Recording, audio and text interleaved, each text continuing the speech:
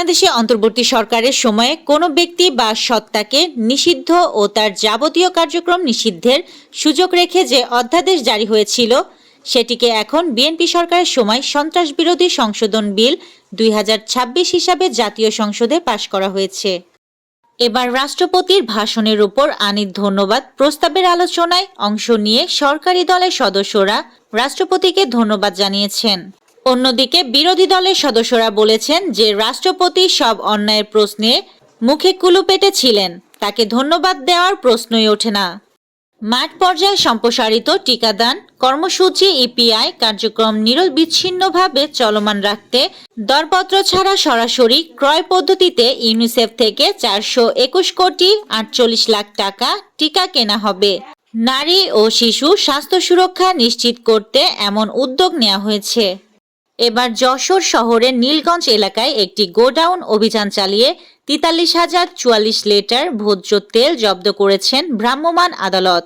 একই সাথে অবৈধভাবে তেল মজুত করে বাজারে কৃত্রিম সংকট তৈরির অভিযোগে মেসার্স নওয়াব আলী গোডাউনের মালিক হাসিব ইমামিকে 50,000 টাকা জরিমানা করা হয়েছে। আজ বুধবার রাত 8টা থেকে আগামী 12 ঘন্টায় দেশের বিভিন্ন স্থানে কালবৈশাখীর সতর্ক বার্তা দিয়েছে আবহাওয়া অধিদপ্তর। আজ রাত 8টার দিকে এ সতর্কবার্তা দেয়া হয়। এ সময় ঘন্টায় সর্বোচ্চ 80 কিলোমিটার বেগে ঝড়ো হাওয়া বয়ে যেতে পারে। যুক্তরাষ্ট্র, ইসরায়েল ও ইরান অস্থায়ী যুদ্ধবিরতিতে রাজি হওয়ায় বিশ্ব নেতারা স্বস্তি প্রকাশ করেছেন।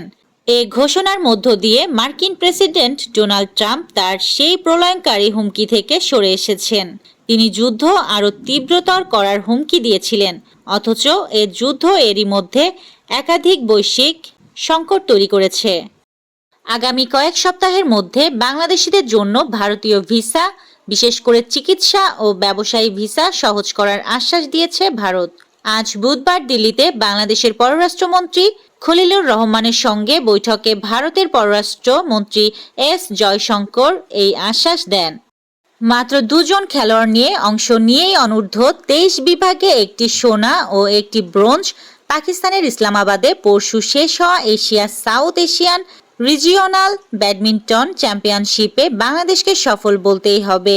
বয়সভিত্তিক এই টুর্নামেন্টে অনূর্ধ্ব 16 ও অনূর্ধ্ব 19 বিভাগ থাকলেও বাংলাদেশ শুধু অনূর্ধ্ব 23 বিভাগেই প্রতিদ্বন্দ্বিতা করেছে। এবার মুসলিম বিরোধী স্লোগান, স্প্যানিশ ফেডারেশনের বিরুদ্ধে তদন্ত শুরু ফিফার। এই ছিল আজকের শীর্ষ সংবাদ। ছিলাম আমি ইয়াসমিন লিভা, সুরমা টিভি 24।